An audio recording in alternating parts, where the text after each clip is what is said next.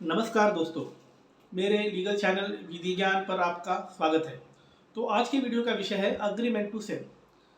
Agreement to sale एक contract होता है। ये कब होता है?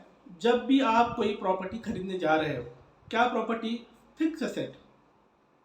फिक्स एसेट में आप लैंड परचेज करने जा रहे हो या फ्लैट परचेज करने जा रहे हो।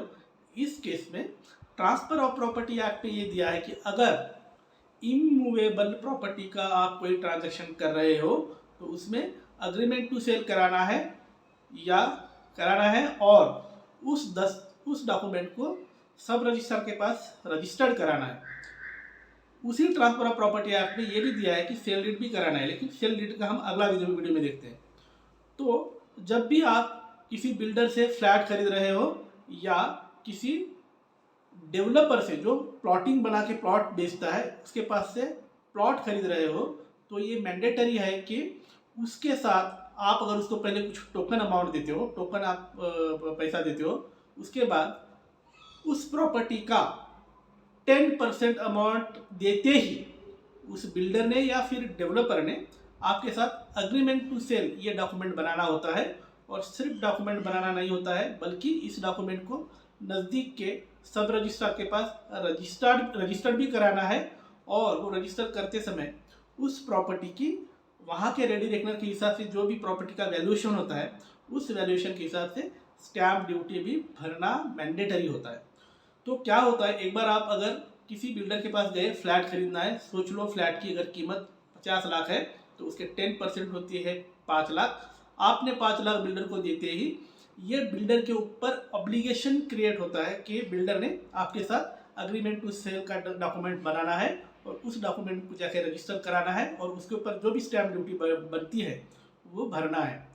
एक बार आपका ये अगर डॉक्यूमेंट बन गया तो आपका और बिल्डर का जो ट्रांजेक्शन आप फ्यूचर में सेल डीड करने वाले हो वो ट्रांजेक्शन कन्फर्म हो जाता है। और उसका दूसरा फायदा ये है कि बिल्डर ये फ्लैट या ये प्रॉपर्टी या ये प्लॉट किसी को बेच नहीं सकता, क्योंकि आपके साथ इस पर्टिकुलर प्रॉपर्टी का डील हुआ है। इसकी एंट्री सब रजिस्ट्रार के रिकॉर्ड में आ गई है। आजकल ये ऑनलाइन देखा जा सकता है। इसलिए कोई और बंदा अगर इस फ्लैट को या इस प्लॉट को परचेज करना चाहे तो जब उसका लॉयर सर्च रिपोर्ट रन करेगा तो उसे दिखता है कि फला फला प्लॉट या फला फला फ्लैट किसी और को बिल्डर ने ऑलरेडी बेच दिया है और उसका डॉक्यूमेंट बन गया है और उसका अग्रीमेंट टू सेल ये डॉक्यूमेंट बन के सब रजिस्टर के साइट पे या ऑफिस में रजिस्टर्ड हो गया है। और इस वजह से एक ही प्लॉट की मल्टीपल सेलिंग की एंट्री या एक ही फ्लैट की मल्टीपल सेलिंग की जो एंट्री है वो कभी नहीं होगी। मतलब अग्रीमेंट टू सेल अगर आप करते हो तो आपके प्रॉपर्टी से रिलेटेड कोई फ्रॉडुलेंट ट्रांजैक्शन नहीं हो सकता। तो ये होती है सबसे अच्छी बात। और दूसरा ये है कि अग्रीमेंट टू सेल अगर आपके पास है तो उस बेसिस पे आप फ्यूचर में सेल डीड कर सकते हो। और फ्यूचर में जो सेल डीड कराना है वो कब करना है, कैसे करना है, कितना पेमेंट देना है, उसके पूरे डिटेल्स आप अग्रीमेंट टू सेल नाम का जो आप कॉन्ट्रैक्ट बनाते हो उस कॉन्ट्रैक्ट में पहले ही डिफाइन कर लेते हो।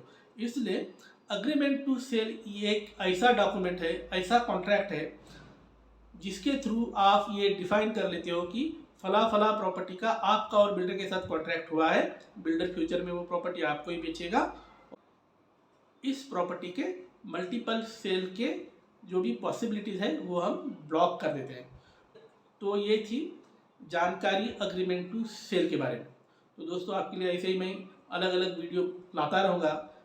कानून का ज्ञान बढ़ाने के लिए मेरा लीगल चैनल विधि ज्ञान देखते रहे। और हाँ, जिन्हें कानूनी सलाह के लिए मुझसे संपर्क करना है वो मुझे संपर्क कर सकते हैं। मेरे कॉन्टैक्ट डिटेल्स नीचे डिस्क्रिप्शन बॉक्स में दिए हैं। बाय।